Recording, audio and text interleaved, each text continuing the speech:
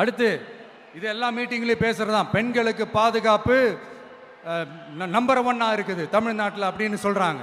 அப்புறம் அது என்ன வி சேஃப் மாடலா? பெண்கள் என்ன சொல்றாங்க தெரியுமா?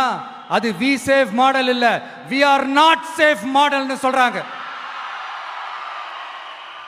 இப்படி இருக்கிறப்போ தமிழ்நாட்டில் எங்க போனாலும் பெண்களுக்கு பாதுகாப்பு அப்படியே கொட்டி கிடக்குதான். இப்படி சொன்னா எப்படி சார்? கேட்கிறவங்களாம் என்ன கேசரி சாப்பிட்றாங்க நினைச்சிங்களா?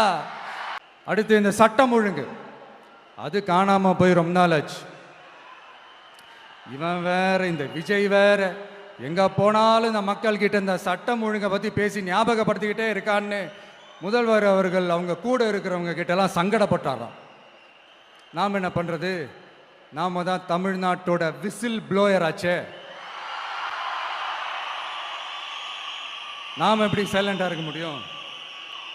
நாமளும் கேள்வியா கேட்குறோம், ஆனால் பதிலெலாம் வந்த மாதிரியே தெரியல.